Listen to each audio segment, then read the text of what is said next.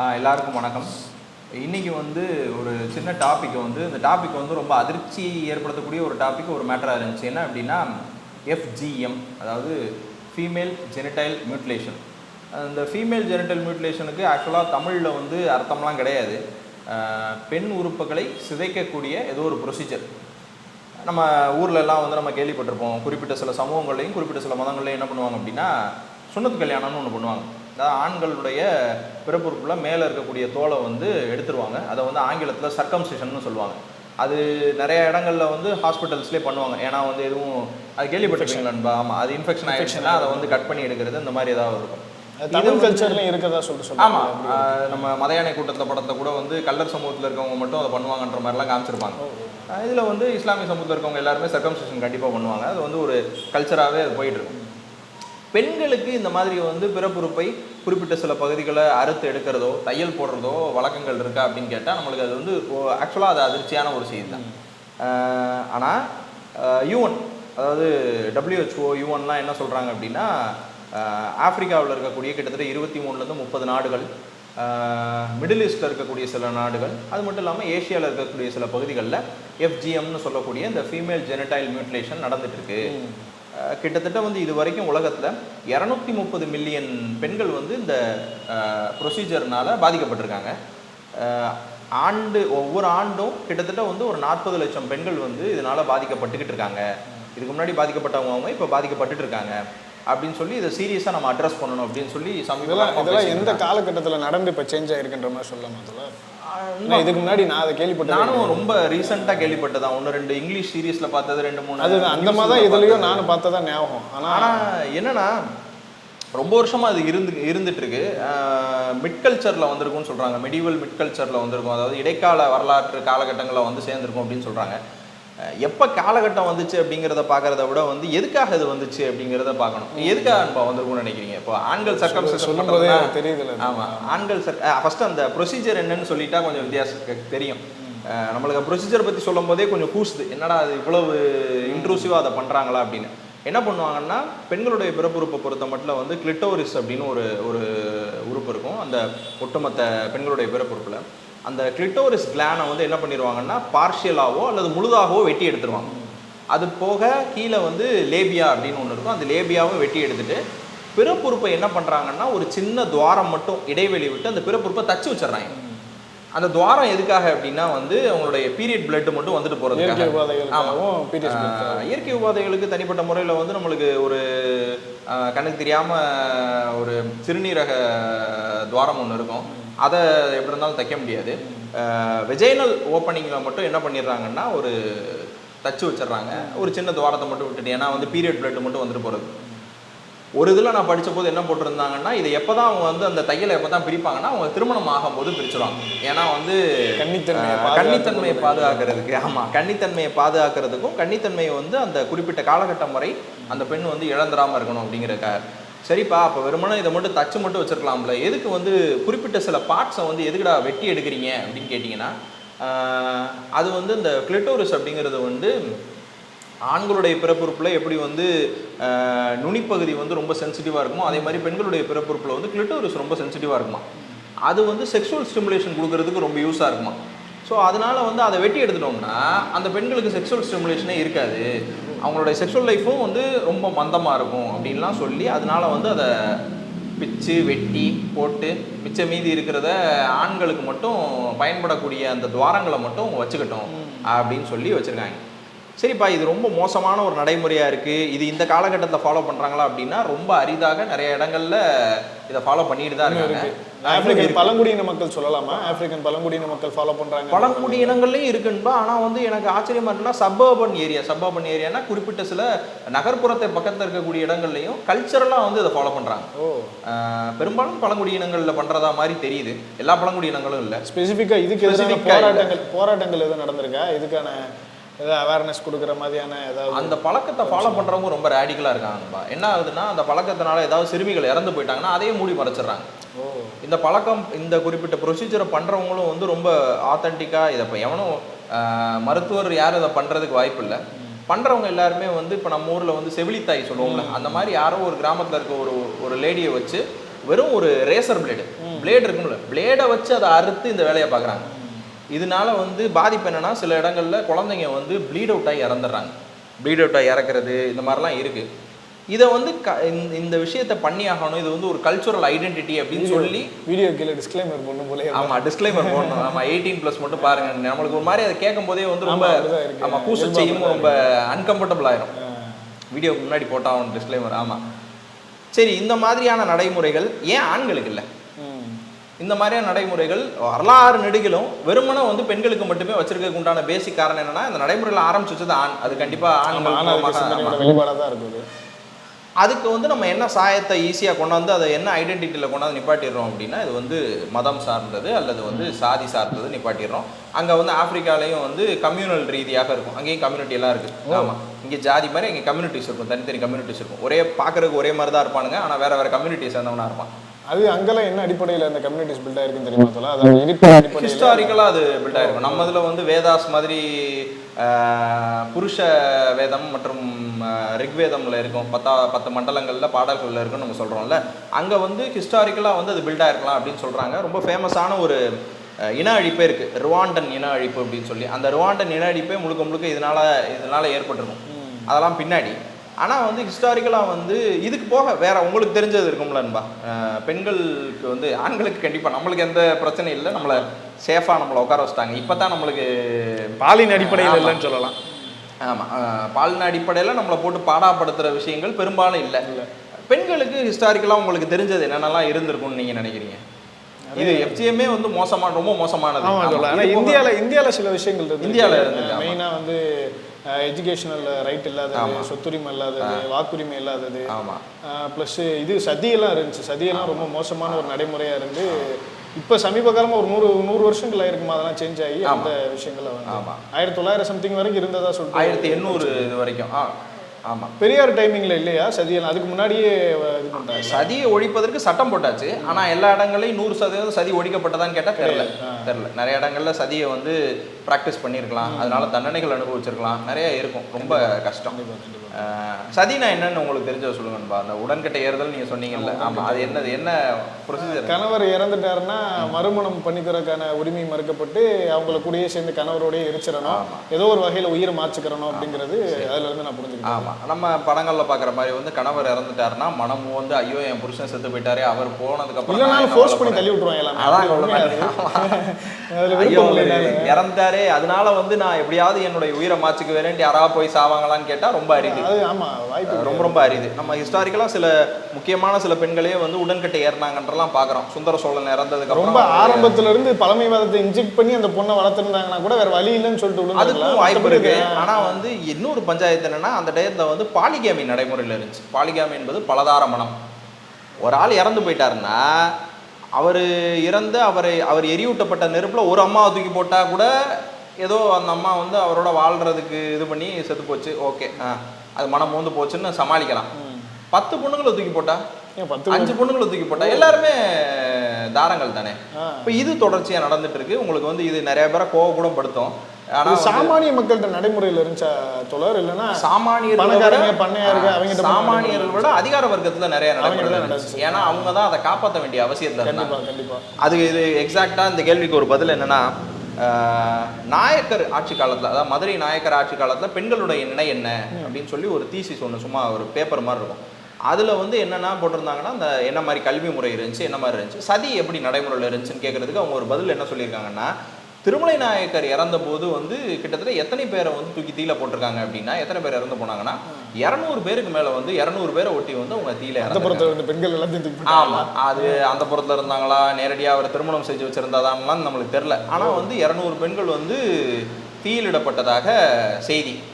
இது வந்து நாயக்கர் ஆட்சி காலத்தை மட்டும் தான் இருந்துச்சானா இல்லை, அதுக்கு முன்னாடி காலகட்டத்திலே இருந்திருக்கும். அதுக்கு முன்னாடி இருந்தக்கூடிய அரசர்கள் காலகட்டத்தில் இது ஒரு ரிலிஜியன் ஸ்பெசிஃபிக்காக ஒரு மதம் ஃபாலோ பண்ணிச்சா தோழர்? இல்லைன்னா பெரும்பாலும் இந்து மதத்தில் இது நடைமுறையில். ஆமாம், பெரும்பாலும் சொல்லும்போது வந்து ஏன் பெரும்பாலும் சொல்கிறேன்னா, பின்னாடி இந்து மதத்தில் வந்து வெளியேறக்கூடிய இல்லை எதிர்த்து வேற மத சார்புடைய அரசர்களாக இருந்தாலும் சதி நடைமுறையில் இருந்திருக்குன்னு சொல்கிறாங்க.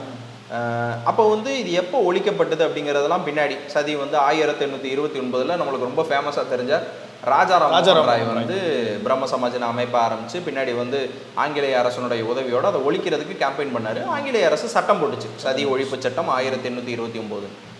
வேற அதுக்கு முன்னாடி எத்தனை வருஷம் நடைமுறையில் இருந்துச்சு சரி? அது வந்து நம்மளுக்கு முன்வேத காலகட்டங்களில் இருந்த மாதிரி தெரியல. அதாவது கிட்டத்தட்ட வந்து ஒரு 4000 வருஷத்துக்கு முன்னாடி இருந்த மாதிரி தெரியல. ஒரு 3000 அந்த காலகட்டத்துலேருந்து பின்வேத காலகட்டங்கள்லேருந்து சதி நடைமுறையில் இருந்துச்சுன்னு சொல்கிறாங்க. பின்வேத காலகட்டங்கள்லேருந்து தான் குழந்தை திருமணம், பின்வேத காலகட்டங்கள்ல இருந்து தான் பெண்களுக்கு படிப்பும் சொத்துரிமையும் மறுக்கப்பட்டதில் ஆரம்பிச்சு பலதார மனத்தில் ஆரம்பிச்சு நிறைய விஷயங்கள் வர ஆரம்பிச்சு. நான் ஒரு இதில் பார்த்தேன் இது வந்து டிஎன்பிஎஸ்சியில் கேட்ட கொஸ்டின் நினைக்கிறேன். உங்களுக்கு வந்து இந்திய அடிப்படையில் பார்த்தோன்னா இந்திய நாட்டில் வந்து நார்த் இந்தியாவில் இருந்த பழமைவாதம் வந்து சவுத் இந்தியாவில் அந்த லெவலுக்கு இல்லாத மாதிரி நான் படிச்சிருக்கேன். அதாவது அந்த சைடு வந்து அவங்களுடைய திருமண உரிமை வந்து தன்னுடைய இணையரை தேர்ந்தெடுக்கக்கூடிய உரிமை பெண்கள்கிட்ட இல்லாத மாதிரியும், அந்த சேம் டைம் வந்து உங்களுக்கு சவுத் இந்தியாவில் அது நடைமுறையில் இருந்துச்சு, பெண்கள் தன்னுடைய இணையரை தேர்ந்தெடுக்கக்கூடிய உரிமை இருந்துச்சு அப்படின்னு சொல்லிட்டும் வேற செக்டாக இருந்திருக்கலாம். ஏன்னா நார்த் இந்தியாவில் இருந்த ஒரு முக்கியமான நடைமுறை தான் அந்த பெண்கள் போய் மாலையை போட்டு தேர்ந்தெடுப்பாங்கல்ல, சுயம்பரம் இங்க இருந்த மாதிரி எனக்கு தெரியல, நார்த் இந்தியாவில் இருந்துச்சு. ஆனா அதுவும் காலப்போக்கில் அது போயிடுச்சு. அதுக்கப்புறம் என்ன ஆச்சுன்னா குழந்தை திருமணம் வந்து ரொம்ப ப்ரெவலண்டா இருந்துச்சு. இது எல்லாத்துக்குமே காரணம் வந்து ஒருத்தர் சொல்றாரு, எல்லாத்துக்குமே இது ஏன் நடந்திருக்கலாம்ப்பா என்ன காரணம் அப்படின்னு சொல்றாருன்னா, அவர் அம்பேத்கர் வந்து இந்தியாவில் சாதிகள் அப்படின்ற புத்தகத்துல என்ன சொல்லுவாருன்னா, குறிப்பிட்ட ஒரு ஜாதியினுடைய ஐடென்டிட்டியை ஒரு ஜாதியினுடைய அடையாளத்தை அப்படியே வச்சுக்கணும் அப்படின்னா அந்த அடையாளத்தை அப்படியே வச்சுக்கிற பொறுப்பு அந்த ஜாதியோ அந்த மதமோ யார்கிட்ட பெருசாக கொடுத்துறது இல்லைன்னா ஆண்கள்கிட்ட கொடுக்குறதுல பெண்கள்கிட்ட கொடுக்குறது. யாரை பத்திரப்படுத்தி வச்சு காப்பாற்றணும்னு நினைக்குதுன்னா பெண்களை எப்படியாவது இது பண்ணிடுறாங்க. அடுத்த ஜென்ரேஷனுக்கு இந்த கல்ச்சரை காப்பாற்றக்கூடிய ஒரு விஷயமா பெண்களை தான் பயன்படுத்தி. அப்போ என்ன பண்ணுறாங்க, எடுத்த உடனே வந்து அந்த ஆண் இறந்துட்டான், அந்த ஆண் இறந்ததுக்கப்புறம் அந்த பெண் வந்து தனியாயிருவாங்க.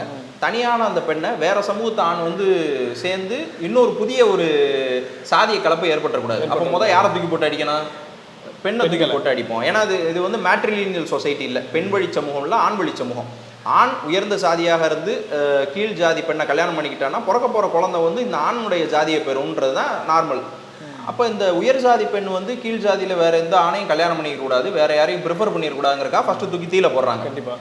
அடுத்து வந்து தீல போடுறது வந்து நம்மளுக்கு ரொம்ப மோசமாக இருந்துச்சு. ஐய தீலெல்லாம் தூக்கி போட்டு ஏன்பா போட்டு பாடாப்படுத்துறீங்க அப்படின்னோடனே அடுத்து என்ன பண்ணாங்கன்னா தீல தூக்கி போட வேணாம்.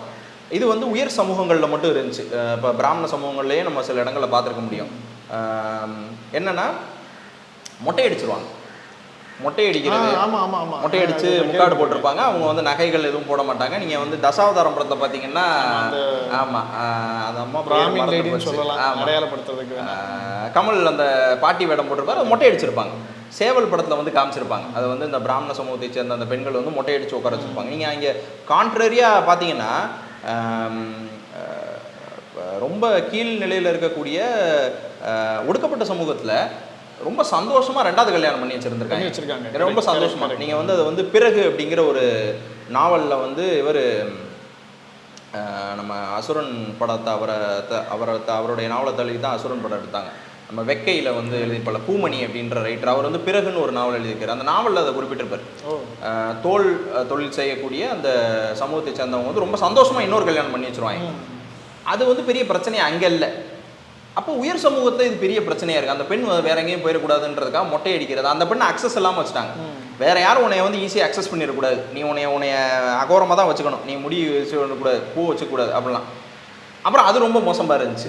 அது ரொம்ப மோசமாக இருந்தவொன்னே நம்ம என்ன பண்ண ஆரம்பிச்சோம்னா, இல்லைப்பா அது ரொம்ப எக்ஸ்ட்ரீமாக இருக்கே, அடுத்த கட்டம் என்ன பண்ணலாம் அப்படின்னு பார்க்கும்போது அடுத்த கட்டமாக இது எல்லாமே எப்போ வர ஆரம்பிக்குதுன்னா, வேற சமூகங்கள் மூலமாக பழக ஆரம்பிச்சது, வேற கல்வி முறைகள் வர ஆரம்பிச்சதுக்கப்புறம் கொஞ்சம் கொஞ்சமாக மாறுது.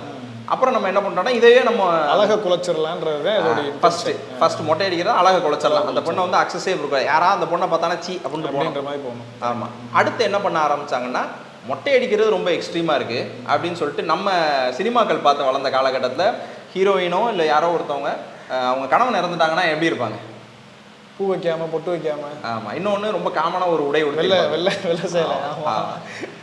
இது வந்து நம்மளே பார்த்து வளர்ந்துருக்கோம். ஆமாம் ஆமாம். வெள்ளை சேலை கட்டது உங்க தாத்தாவோ பாட்டியோ இருக்குல்ல, பூ வைக்காம பொட்டு வைக்காம கல்ச்சர்லாம் இப்பயும் இருக்கு. எங்க அம்மா அப்பதாவெல்லாம் வேணும்னா வெள்ளை ஜாக்கெட்டு தான் போட்டிருப்பாங்க, வெள்ளை சேலை கட்ட மாட்டாங்க, சேலை போட்டிருப்பாங்க, ஆனால் வெள்ளை ஜாக்கெட் போட்டிருப்பாங்க. அந்த நடைமுறை இருந்துச்சு.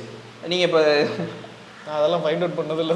பார்த்திருப்பீங்க. தாமதமாக இதெல்லாம் தெரிஞ்சிச்சு ரொம்ப. நாட்டாம் படம் பார்த்திருப்பீங்களான்பா? ஆமா, நிறைய படத்துல இருக்கு. அப்படியே. ஆமா, நாட்டாம் படத்துல முக்கியமான பெண் கேரக்டர்னா டீச்சரை தாண்டி முக்கியமான பெண் கேரக்டர்னா குஷ்பு மீனா. டீச்சரை தாண்டி ஆமா குஷ்பு போட்டுருவாங்க. வந்து என்னன்னா நீங்க கவனிச்சு பாத்தீங்கன்னா அந்த படம் ஃபுல்லா வந்து இருக்கிறதுலே ரொம்ப அதிக நகைகளோட பட்டு சேலைகளோடய வர்ற ஒரு கேரக்டர் யாருன்னா குஷ்பு. டக்குன்னு வந்து நம்மளால தப்பா தீர்ப்பு சொல்லி செத்து போயிடுவாரு. அந்த அம்மாவுக்கு அதுக்கு முன்னாடி வந்து பட்டு சேலை இந்த ஆள் தான் நெஞ்சு கொடுத்த மாதிரி அடுத்து அந்த அவர் இறந்ததுக்கு அப்புறம் அடுத்த சீனே அவங்க எப்படி வருவாங்கன்னா அந்த உடைகள் போட்டுக்காம அந்த நகைகள் போட்டுக்காம வெள்ளை சேலையில வந்து வர்ற மாதிரி காட்சி போட்டுருங்க. எப்ப ரொம்ப 30 வருஷம் முன்னாடி எடுத்த படத்துலயே அதான் நிலைமை, அப்படிதான் இருந்துச்சு. அப்போ வந்து நம்ம அதை பார்த்து வளர்ந்துட்டோம். அது நிறைய படத்துல அந்த மாதிரி மனோரமா நிறைய படங்கள்ல அவங்க வந்து வெள்ளை சேலை, சின்ன தம்பி படத்துல வந்து வெள்ளை சேலை கட்டியிருக்கவங்க மேல வந்து சாயத்தை ஊட்டி விட்டுருவாங்க வில்லன்ஸ். அதெல்லாம் பெரிய பஞ்சாயத்து. நம்ம அப்போ ஆகா எப்படி ஒரு விதவை மேல வந்து அவங்க சாயத்தை ஊத்தலாங்கிறதே நம்மளுக்கு வந்து பதறம். அது ரொம்ப மோசமா இருந்துச்சு. சமூகம் கொஞ்சம் வளருது. ஒரு 1990களுக்கு அப்புறம் 2000 ஆரம்பத்துல சமூகம் கொஞ்சம் வளருது. வளர்ந்ததுக்கு அப்புறம் என்ன ஆகுதுன்னா, வளர்றதுக்கு யாரும் சொல்ல ஸ்பெசிஃபிக்கா காரணம் சொல்லலாம், எல்லாருமே தான்.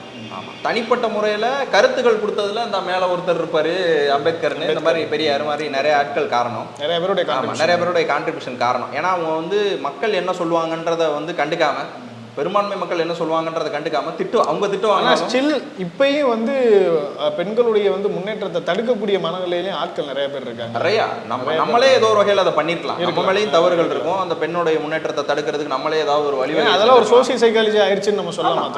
Collective psychology. கலெக்டிவா வந்து நான் ஒரு விஷயத்த பண்ணேன்னா அந்த சமூகம் என்னை ஏத்துக்கும். கலெக்டிவா ஒரு விஷயத்த நான் பண்ணலைன்னா அந்த சமூகம் ஏத்துக்காதுன்னு என் மனசுக்குள்ள வரும்போது நான் அன்கம்ஃபர்டபுளா ஃபீல் பண்ணி என்ன பண்ணிடுவேன்னா அதை பண்ணிடுவேன். ஸ்டில் இப்பயுமே தோழர் சின்ன பசங்கட்டெல்லாம் அது வந்து கன்வே ஆகுது. இப்போ இருக்கக்கூடிய யோசிச்சு பாருங்கப்பா, நீங்க வந்து 1829 சதியை ஒழிச்சாங்க. 28ல் நான் ரோட்ல நின்று நான் செத்ததுக்கு அப்புறம் என் பொண்டாட்டி எவனும் சதி அனுமதிக்க கூடாதுன்னு நான் சொல்லியிருந்தேன்னா நான் அன்னைக்கு சமூக விரோதி. கண்டிப்பா. 2026ல் இன்னைக்கு வந்து நீங்க நம்ம ரோட்ல நின்றுக்கிட்டு நான் இறந்ததுக்கு அப்புறம் என் பொண்டாட்டி சதியில தள்ளுங்கடான்னு சொன்னா இப்போ நான் சமூக விரோதி.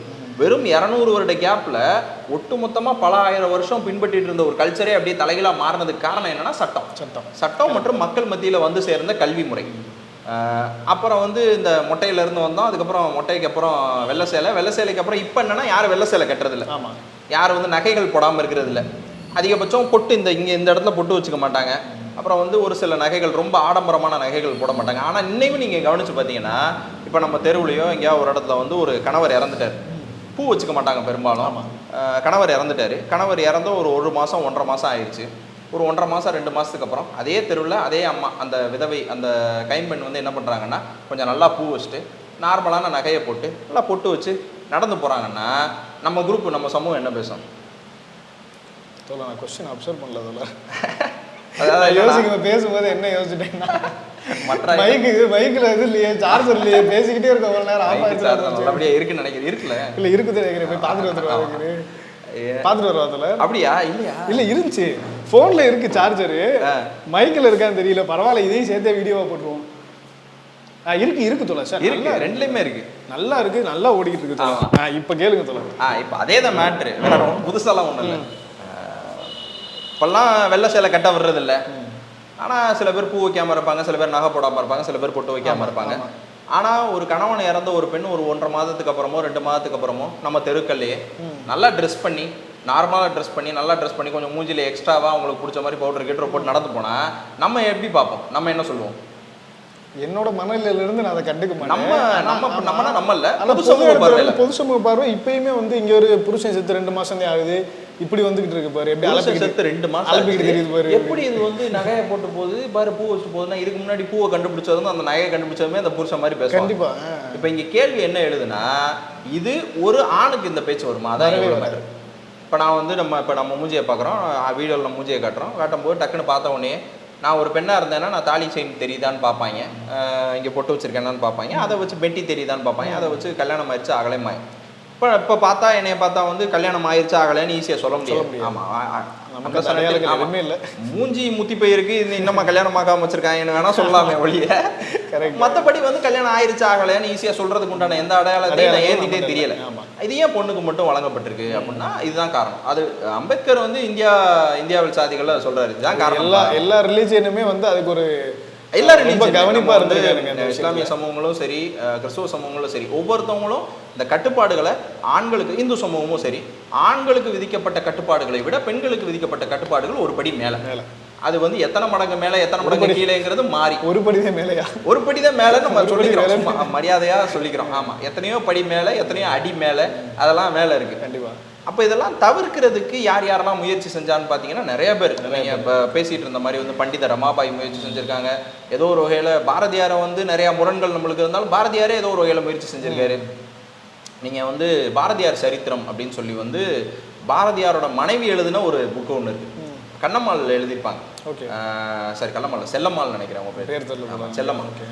அவங்க வந்து என்ன எழுதியிருக்காங்கன்னா, அந்த மாதிரி வந்து பாரதியினுடைய சரித்திரம் சொல்லி அவங்க எழுதியிருப்பாங்க. பாரதியினுடைய வாழ்க்கையில் அவங்களுக்கு தெரிஞ்ச நடந்த நிகழ்வுகள் எல்லாத்தையும் அவங்க வரிசைப்படுத்தியிருப்பாங்க. அதில் வந்து பாரதி வந்து பேசினதை அவங்க வந்து மென்ஷன் பண்ணியிருப்பாங்க. என்னன்னா, ஆண் பெண்ணை சமமாக உறவாட விடுங்க, அப்படி இல்லைன்னா தான் அந்த பெண்ணும் அந்த ஆணும் வந்து ஏதோ மாற்றுப்பாலினத்தை பார்த்து வந்து தேவையில்லாமல் கிளர்ச்சி அடைகிறாங்க. சமமாக உறவாட விட்டால் அவங்களுக்குள்ள எந்தவித நார்மலான ஒரு ரிலேஷன்ஷிப் மெயின்டைன் ஆகும்னு பாரதி பேசியிருக்காரு. அது நல்ல விஷயம் தான். கண்டிப்பா நிறைய இடங்கள்ல முரண் வரும், இருந்தாலும் சில விஷயம் பாரதி பேச நல்ல விஷயம். பெரியார் ரொம்ப ரேடிக்கல், ஒட்டு மொத்தமா ஒரு வெங்காயம் விளக்கமா. ஆமா, கர்ப்பப்பையை கழட்டி போடுற மேட்டர்லாம் வந்து ஆமா, இன்னும் நம்மளுக்கு ஒத்து போகுமான்னா தெரியல. ஆனா வந்து முடிய வெட்டு, நகைகள் போட்டுக்காத, ஆண்கள் மாதிரி உடை அணிஞ்சுன்னு சொல்றது வந்து எனக்கு ரொம்ப பெருசா தெரியும். ஏன்னா கண்டிப்பா யோசிச்சு பாருங்க, சிம்பிள். ஒரு பெண் வந்து அழகா இருக்காங்கன்னு சொல்றதே என்னைய கேட்டால் வந்து அவங்கள அடிமைப்படுத்துறதுக்கு ஏதோ ஒரு வகையில் யாரோ ஒருத்தவங்க பண்ணி வச்ச ஒரு வழி தான் அப்படின்னு நான் சொல்லுவேன். அது உங்களுக்கு வந்து நல்லா இருக்கும், கேட்கறதுக்கு நல்லா இருக்கும். ஆனால் யோசிச்சு பாருங்க, இப்போ நான் வந்து என் பொண்ணை வந்து நான் கபடி மேட்ச் கூப்பிட்டு போகிறேன்னு வச்சுக்கோங்க. கபடி மேட்ச் கூப்பிட்டு போகும்போது வந்து ஜெர்சி போட்டிருக்கு, புது ஜெர்சி போட்டிருக்கு, கபடி மேட்ச்சுக்கு போகுது. சுற்றி உள்ள ஒரு அம்மா அதை பார்த்துட்டு, சா அழகா ஜெர்சி சூப்பராக இருக்கே, மூஞ்சி எவ்வளோ ஃப்ரெஷ்ஷாக இருக்குது, முடி இப்படி கலையாமல் சூப்பராக இருக்கே, வெள்ளை கலர் ஜெர்சி எவ்வளோ அழுக்கு இல்லாமல் இருக்குது அப்படின்னு சொல்லிட்டாங்கன்னா, என் பொண்ணு அழுக்குப்பட கீழே விழுந்து பொறாண்டி முடியை கலைச்சிட்டு அது கபடியில் பெர்ஃபார்ம் பண்ணணும்னா முடியாது. அங்கே ஏதோ ஒரு வகையில் அது அழகுன்னு நான் சொல்கிறது மூலமாக நான் என்ன பண்ணிடுறேன் அப்படின்னா, அதோட வீச்சை வந்து நான் கம்மி பண்ணிடுறேன். கரெக்ட். இது வந்து இந்த ஹமாம் விளம்பரத்துலலாம் வரும்னு நினைக்கிறேன். ஆமாம், மூஞ்சி இப்படி ஆகிப்போச்சு, இது இப்படி ஆகிப்போச்சு. ஏன் ஆண்களுக்கு இது சொல்கிறதே இல்லை? ஆண்களுக்கு அழகு முக்கியம் இல்லையாங்கிறதெல்லாம் வேற விஷயம். இந்த அழகுன்ற இந்த பெர்ஃபார்மன்ஸ் இருக்குல்ல நம்ம கொடுக்குறோம்ல, ஆண்களை சாட்டிஸ்ஃபைட் ஆக்குறதுக்காகன்ற மாதிரி முழுக்க வந்து சாட்டிஸ்ஃபை ஆகிறதுக்காகவே சொல்கிற மாதிரி இருக்க நகைகளும் அப்படி தான். தேவையற்ற செலவாக இருந்தாலும் அதை வந்து நம்ம கொண்டு வந்து முன்னாடி அவங்களே அதை ஏற்றுக்கிற அளவுக்கு வச்சுக்கிட்டாங்க. அது மொத்தமாக அதுவும் கலெக்டிவ் சைக்காலஜி. ஆமாம், கலெக்டிவாக வந்து எல்லாரும் எதை ஒத்துக்கிறாங்களோ அதை நான் ஒத்துக்கிட்டேன்னா நான் நல்லவன், கலெக்டிவாக எல்லாரும் ஒத்துக்கிறத நான் ஒத்துக்கலைன்னா நான் கெட்டவன். அப்போ இங்கே நம்ம சமூக ரீதியாக நம்ம முன்னேறதுக்கு ஒரு முக்கியமான படி என்னன்னா, எல்லாரும் ஒத்துக்கிறது கரெக்டாக இல்லையான்னு ஆய்வு செஞ்சு அதுலேருந்து நம்ம வேறுபடணுமா வேணாமங்கிறத நம்மளே முடிவு பண்ணிக்கிறது தான் பகுத்தறிவு. ஆமாம், பகுத்தறிவு. நம்ம நாத்திகர்னு சொல்லிக்கூடாது, பகுத்தறிவாளர் சொல்லிக்கிறதுக்கு உண்டான காரணம் அதான். கரெக்ட். அப்போ இப்படி ஃபுல்லாக இந்த எஃப்ஜிஎம்ல ஆரம்பிச்சு, சதியில் ஆரம்பிச்சு, இன்னும் விதவை மறுமணங்கள்ல ஆரம்பிச்சு, பெண்களுக்கு சொத்துரிமை கொடுக்காததுல ஆரம்பிச்சு, எஜுகேஷன் ரொம்ப முக்கியமான ஒன்று. எஜுகேஷன் ஏன்னா அது வந்துருச்சுன்னா எல்லாமே சேஞ்ச் ஆயிடும். ஆமாம், எல்லாமே சேஞ்ச் ஆயிரும், நிறைய சேஞ்ச் ஆயிரும், எவ்வளோ சேஞ்ச் ஆயிரும். அப்போ இதெல்லாம் கிடைச்சிருச்சு. இப்போ கிடைச்ச பெண்கள் எதை நோக்கி போகிறாங்க? அது அடுத்த கேள்வி. கிடைச்ச பெண்கள் வந்து முழுக்க சுதந்திரத்தை நோக்கி போகிறாங்க, சூப்பர். ஆனால் கிடைச்ச பெண்கள் வந்து எந்த சுதந்திரத்தை நோக்கி போகிறாங்க? தங்களுக்கான பொருளாதார சுதந்திரத்தை அமைச்சுக்கிறதுக்கு எல்லா பெண்ணுக்கும் உரிமை இருக்குது, சூப்பர். அந்த பொருளாதார சுதந்திரத்தை அவங்க அமைச்சுக்கிட்டதுக்கப்புறம் அவங்க எதை நோக்கி போகிறாங்க அப்படின்னு பார்த்தோம்னா, மெட்டீரியலிஸ்டிக் லைஃப்பை நோக்கி போகிறாங்களோன்னு தோணுது. மெட்டீரியலிஸ்டிக் லைஃப்னா பொருட்களை வாங்கி சேர்ப்பதன் மூலமாக திருப்தி அடைந்து கொள்ளக்கூடிய ஒரு வாழ்க்கை. அது மட்டும் எடுத்துக்க முடியாது. அது மட்டும் எடுத்துக்க முடியாது. நிறைய விஷயங்கள் இருக்கு. பொருட்களை வாங்கி சேர்க்கறதுல ஆரம்பிச்சு தங்களை அழகுபடுத்திக்கிறதுல மட்டுமே முழுக்க கவனம் செலுத்தக்கூடிய பெண்கள் இருக்காங்க. ஆரம்பத்தில் நம்ம பார்த்து வந்து உமன் எம்பவர்மெண்ட்னாலே அது எஜுகேஷனலு, சொத்துரிமை, இந்த மாதிரியான விஷயங்கள் மட்டுமே இருந்துச்சு. இப்போ அதை தாண்டி நிறைய விஷயங்கள் வர மாதிரி. அப்போ இன்னும் வந்து ஆமாம், இதை தாண்டி இன்னொன்று, அதாவது ஒரு ஆண் வந்து சமூகத்தை இறங்கி போராட வேண்டிய அவசியத்தை விட ஒரு பெண் சமூகத்தை இறங்கி போராடிடணும். போராட வேண்டிய அவசியம் ஜாஸ்தியாக இருக்குது. இப்போ நீங்கள் இப்போ நம்ம வந்து இந்த அம்பேத்கர் சிலைக்கிட்ட நீங்கள் பண்ண போராட்டத்தில் அதிகபட்சம் பார்த்தீங்கன்னா ஒரு 15 பேர் 20 பேர் நின்னோம்னா அதில் அதிகபட்சம் யாருன்னா ஃபௌசல் மாதிரி யாரோ ஒரு பெண்ணோ 2 பெண்ணோ வந்திருப்பாங்க. அது ரொம்ப அரிதாக இருக்கு. எல்லா அமைப்புகளுமே ரொம்ப அரிதாக இருக்கு. பெண் போராளிகள் ரொம்ப கம்மியாயிட்டாங்க, பெண் சிந்தனையாளர்கள் ரொம்ப கம்மியாக தான் இருக்காங்க. ஆனால் இது ஒரு டைமிங்கில் கொஞ்சம் ஹைப்பாக இருந்துச்சு, பீக்கில் இருந்துச்சு, நிறைய பெண்கள் வந்தாங்கன்ற மாதிரி. ஆமாம், இந்த பர்ஸை பறிச்சுட்டு ஓடும்போது டக்குன்னு பிடிச்சிருவோம்ல, அந்த மாதிரி வந்து தான் இருந்துச்சு. பர்ஸை பறிக்கிறதுக்கு ஆள் இல்லைங்கும் போது நம்ம அசால்ட்டாக வச்சுருக்கோம், அந்த மாதிரி இருக்குது கிட்டத்தட்ட. அப்போ நம்ம பெண்களை எதை நோக்கி செலுத்தணும் அப்படின்னா, உங்களுக்கு இதுக்கு முன்னாடி வந்து மதமும் ஜாதியும் உங்களுக்கு நிறைய பாதிப்பை ஏற்படுத்துச்சு. அந்த மத ஜாதி அமைப்புல இருந்து உங்களை வெளியே கொண்டு வர்றதுக்கு சில கருத்துக்கள் உங்களுக்கு ஹெல்ப் பண்ணுச்சு. அந்த கருத்துக்கள் சொல்லக்கூடிய நபர்கள் நீங்க உங்களுடைய பொருளாதார முன்னேற்றத்தின் மூலமா நீங்க அமைச்சுக்கிறீங்களா சில விஷயங்கள். இப்போ வந்து நீங்க நகை வாங்கிக்கிறீங்க, நீங்க வந்து 3000 4000 செலவு பண்ணி நீங்க முடிக்கி நீங்க செலவு பண்றீங்கன்னா இதை பெரியார் பார்த்தா என்ன பண்ணுவாருன்னு யோசிக்கணும். பெரியார் வந்து 1930 சம்திங்லேயே எப்பயோ வந்து ஸ்டேஜ்லேயே ஓப்பன் ஸ்டேஜில் வந்து யார் எந்த பெண்கள் வந்து இந்த மேடையில் வந்து அவங்க முடியை கட் பண்ணிக்கிறாங்களோ அவங்களுக்கு நான் 500 தரேன்ற மாதிரி சொன்னதா தகவல் இருக்கு. உங்களுக்கு தெரியுமா? நான் எதுவுமே படிச்சேன். இது என்ன வந்து அப்ப அதை பெட் கட்டினதாவே அவர் சொல்றாரு. ஆச்சரியமா இருக்குன்பா. அதான் ரொம்ப ஆச்சரியமா இருந்துச்சு. ஏன்னா அட்வான்ஸாவே வச்சிருக்காரு. நீ வந்து பெண்களுக்கு நான் கொடுக்கக்கூடிய சுதந்திரம் வந்து நீ அவுத்துட்டு ஓடுறதுக்கு இல்ல, உனக்கு நான் கொடுக்கக்கூடிய எக்ஸ்ட்ரா பொறுப்பு. கண்டிப்பா. ஏன்னா இதுக்கு முன்னாடி ஆண் சுமந்துகிட்டு இருந்த சமூகத்தை நீயும் சேர்ந்து சுமக்கணும். சுமக்கிறதுக்கு உன் கையில விலங்கு இருந்துச்சுன்னா உன்னால சுமக்க முடியாது. அந்த விலங்கை நான் வெட்டி விட்டுறேன். சுமக்கிறதுக்கு உன்னை நீ பலப்படுத்திக்கன்னா பொருளாதார ரீதியா பலப்படுத்திக்க கூடாது. மென்டலா, ஸ்பிரிச்சுவலா, கருத்தியல் ரீதியா நீ உன்னை பலப்படுத்திக்கிட்டீங்கன்னா உனக்கு நகைகள் மேல, தேவையற்ற பொருட்கள் மேல ஆசை வராம சமூக முன்னேற்றத்தின் மேல ஆசை வந்துடும். ஆட்டோமேட்டிக்கா நீ எதை நோக்கி போயிருவ அப்படின்னா ஒரு தனி மனிதனையோ அறிவை வளர்த்துக்கிறத நோக்கி. அறிவை வளர்த்துக்கிறதுக்கு எவனா தடையா இருந்தான்னா அங்க நம்ம போராடி அந்த சுதந்திரத்தை பெறுறது பெரிய விஷயம். அந்த பொண்ணு டிகிரி படிக்கிறதுக்கு பிரச்சனையா இருந்துச்சுன்னா அது போராடி அது டிகிரி அவர் கொடுத்த ஸ்டேட்மெண்ட்டே வந்து ரொம்ப இம்ப்ரெசிவா இருக்கும். என்னன்னா முடி இருக்கிறது உன்னோட வாழ்க்கையில ஒரு நாளையில ஒரு 1 மணி நேரம் 2 மணி நேரத்தை வந்து விரயம் பண்றதுக்கு அது ஒரு காரணமா இருக்கு. ஸோ அதனால ஹேர் கட் பண்ணிக்கோ அப்படின்ற மாதிரி சொன்னது ரொம்ப லாஜிக்கலா இருந்துச்சு. எனக்கு என்னன்னா ரொம்ப இந்த இந்த இந்த விஷயம் வந்து கேள்விப்பட்டிருப்பீங்களா என்னன்னு தெரியல. நானும் ஏதோ ஒரு இடத்துல பார்த்தது கேட்டது படித்தது தான். கில்லெட்டு கம்பெனி இருக்குல்ல, அவங்க வந்து ரேசர்ஸ் போட ஆரம்பித்த போது வந்து ஆண்களுக்கு மட்டும்தான் ரேசர் ஆரம்பத்தில் அது மட்டும் தான் யூஸ் ஆயிருந்துச்சு. ஆண்கள் ஷேவிங் பண்ணும்போது வந்து க்ளீன் ஷேவிங் பண்ணிடுவாங்க. அதுக்கும் அவங்க நிறைய விளம்பரம்லாம் பண்ணாங்க. ஆண்கள் க்ளீன் ஷேவ் பண்ணால் தான் அழகு, ஆண்கள் க்ளீன் ஷேவ் பண்ணி தான் இருக்கணும், இதான் மாடல் அப்படின்னு சொல்லி பண்ணாங்க. அப்போ ஆட்டோமேட்டிக்காக என்ன ஆகுதுன்னா ஒரு கட்டத்துக்கு மேலே அவங்கள விற்க முடியல. இல்லை, ஆமாம், க்ளீன் ஷேவ் பண்ணி விற்க முடியல. கொஞ்ச நாளில் முடி வளருது, தாடி வளர்ந்ததுக்கு அப்புறம் தான் இது பண்ணுறாங்க, க்ரூம் பண்ணிக்கிறாங்க. ஸோ வந்து கில்லெட் கம்பெனிக்காரன் என்ன யோசிக்கிறான்னா நம்ம ஆண்களுக்கு மட்டும் வித்துட்டு இருக்கோம், அவனும் ஒரு தடவை சேவ் பண்ணிட்டு கொஞ்ச நாள் போட்டு வச்சிடறான், நம்மளுடைய பொருள் ரொம்ப நாள் வருது, அதனால திருப்பி வந்து நம்மகிட்ட எதையும் வாங்க மாட்டேங்கிறாங்க. அப்போ என்ன பண்ணலாம் அப்படிங்கும்போது அவங்க அடுத்து என்ன ஐடியா பண்ணுறாங்க, பெண்களையும் இழுத்து போடுவோன்ற போது பெரிய பிரச்சனை என்னன்னா பெண்களுக்கு என்னடா மூஞ்சில மோசமா முடி வளருது, அப்போ எப்படா பெண்களை நம்ம முடி எடுப்போம் அப்படின்றாங்க. அடுத்து வந்து என்னன்னா அப்போ பெண்களுக்கு கை கால் அக்கல் பகுதிகளில் முடி வளருதுல்ல, அதை எடுக்க சொல்லுவோம். அப்படிங்கும்போது வந்து என்னன்னா அது ஒன்றும் அவ்வளோ பிரச்சனையா இல்லையே. அது வந்து இது இல்லை, நம்ம பருவமடையும் போது கை காலையும் நம்மளுடைய பிறப்புறுப்புகளையும் முடி வளர்றதுக்கு உண்டான காரணமே வந்து ஃபாலிகல் ஸ்டிமுலேட்டிங் தான். அது வந்து நிறைய ரீசன் இருக்கு. சில இடங்கள்ல வந்து அந்த முடி வளர்றதே வந்து ஆரோக்கியம்னு கூட சொல்றாங்க. ஆமா, அப்போ நீ அதை எடுன்னு சொல்லும் போது வந்து அது கரெக்டாக இருக்குமான்னு கேட்டால் சும்மா சொன்னால் எடுக்க மாட்டாங்க. என்ன சொல்லணும், பெண்கள்கிட்ட அழகுன்னு சொல்லிடுவோம். அதை எடுத்தா தான்ப்பா அழகு, அதை எடுக்கிறது தான் ஒரு நல்ல பெண்மணிக்கு உண்டான அடையாளம், அதை எடுக்கிறது தான் கரெக்டான நீ ஒரு பெண்ணாக இருக்க, உன் கணவனுக்கே உனக்கு அப்போ தான்ப்பா பிடிக்குங்கும் போது இப்போ நம்ம பெரும்பாலும் ரோட்டில் நம்மளுக்கு இந்த அரசியல் புரியாது. ஒரு கேபிட்டலிஸ்ட் மென்டாலிட்டியில் அவன் இதை கொண்டாந்து பெண்கள்கிட்ட இந்த அழகை புகுத்துனது நம்மளுக்கு தெரியாது. ஆனால் இப்போயும் நான் மட்டும் நான் நீங்கன்னு சொல்லலை, பொது சமூகத்தில் ஒரு பெண் காலில் மொசம் முடியோட பார்த்தோன்னா நம்மளுக்கே பிடிக்க மாட்டேங்குது. மண்டைக்குள்ள பூத்திட்டாங்க. அப்போ பெண்கள் தொடர்ச்சியாக இப்படி தான் இருக்கணும், இதுதான் பண்ணணுன்றத இந்த மதம் மட்டும் இல்லை, ஜாதி மட்டும் இல்லை, ஒரு முதலாளியே என்ன பண்ணுறான் அப்படின்னா யாரை அடிமைப்படுத்தினா அந்த சமூகத்தை அடிமையாக வச்சுக்கலான்றது அவனுக்கு நல்லா தெரியும். ஸோ பெரும்பாலான ப்ராடக்டை அவன் பெண்ணுக்கு கொண்டாந்து சேர்க்கலாம், பெரும்பாலான விஷயங்களே பெண்களுக்கு கொண்டாந்து கொடுக்குறான். வீட்டு உபயோகப் பொருட்கள் ஆரம்பித்து எல்லாத்தையும் யாரை முதன்மைப்படுத்தி அடையாளப்படுத்துகிறாங்க, யாரை முதன்மைப்படுத்தி வந்து முன்னாடி கொண்டாந்து சேர்க்குறாங்கன்னா பெண்களை. ரொம்ப கேவலமான ஒரு விளம்பரம்பா. என்னென்னா சென்ட் அடித்தவனே 4 பொண்ணு வந்து மேலே விழுகிறது எவ்வளோ கேவலமான ஒரு விளம்பரம். அதே நீ ஆண்களுக்கு உண்டான ப்ராடக்ட் பண்ண முடியுமா, பெண்களை வச்சு பண்ண முடியுமா, ஆண்களுக்கு உண்டான ப்ராடக்ட். ஆனால் ஆண்களுக்கு உண்டான ப்ராடக்ட்லேயே நீ வந்து சென்ட் அடிக்கும் போது அங்கே நீ யாரை முதன்மைப்படுத்தினா பெண்ணு வந்து விழுந்துருண்டா, அதனால நீ அந்த சென்ட் அடிச்சுக்கடான்னு சொல்ற மோசமான சிந்தனை. நீ வந்து சயின்டிஃபிக்காக ஃபெரோமோன்ஸ் அதுன்னு யோசிச்சாலும் இதை அப்பட்டமாக ஒரு விஷயமா சொல்கிறது வந்து அசிங்கம் தானே, ரொம்ப அசிங்கம். அப்போ இது எல்லாமே சமூக ரீதியாக பெண்களுக்கு புரிஞ்சு, அரசியல் ரீதியாக புரிஞ்சு எவன்லாம் அடிமைப்படுத்துறான், உன்னை அழகா இருக்கேன்னு சொல்றவங்க கூட உன்னை அடிமைப்படுத்துறதுக்கு காரணமா அமைஞ்சிடாத நீன்னு சொல்லி புரிய வைக்கணும்.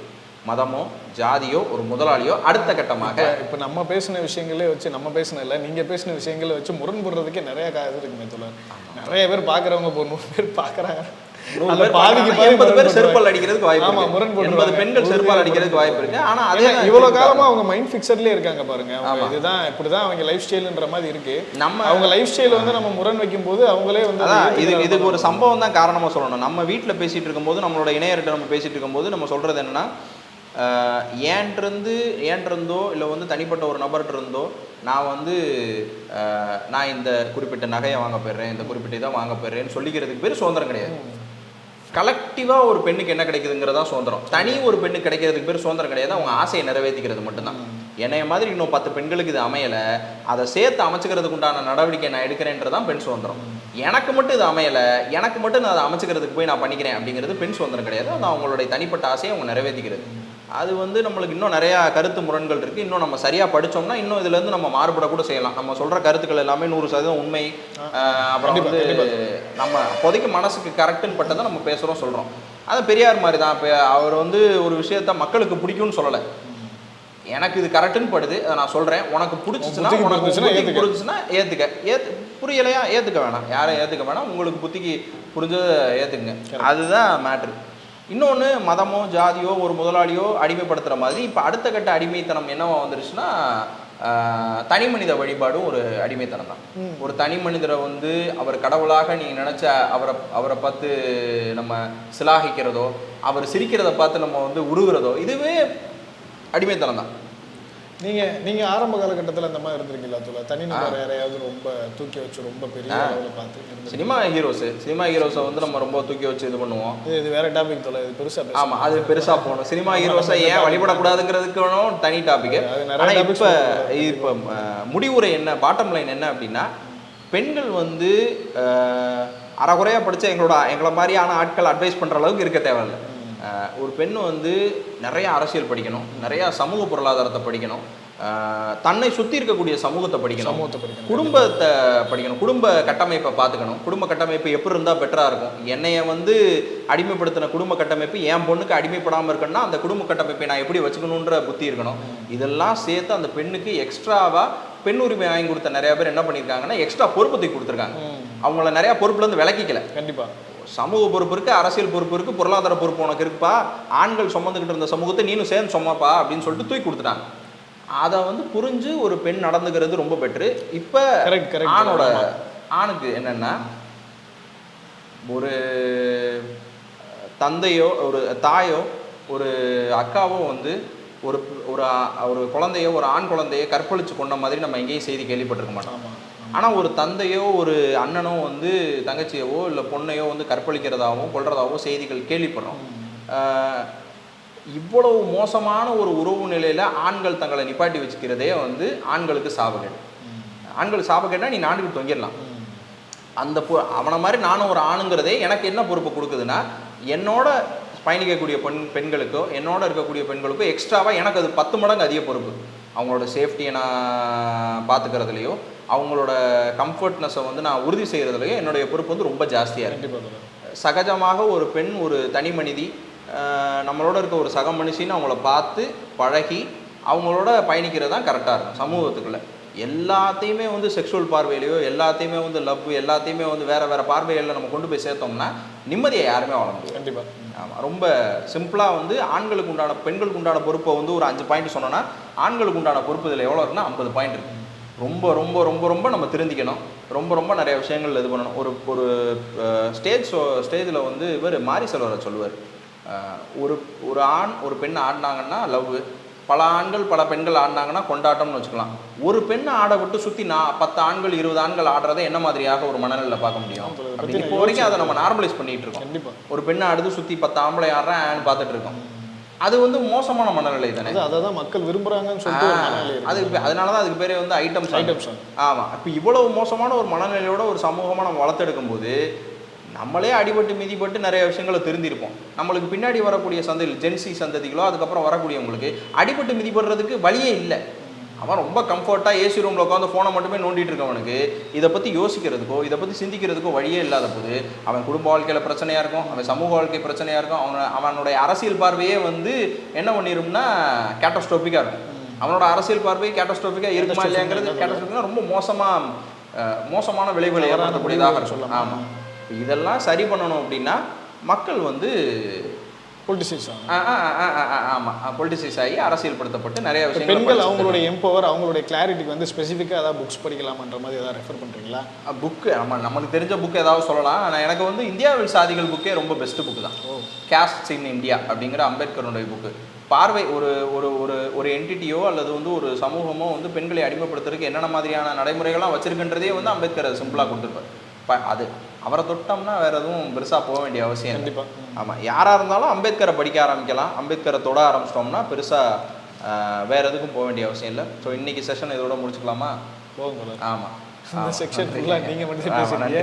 ஆமாம், கண்டிப்பாக அப்படின்னு சொல்லியிருக்கேன். அடுத்ததில் வந்து பார்ப்போம். ஆமாம், நன்றி. ஆமாம், ஓகே, தேங்க்யூ.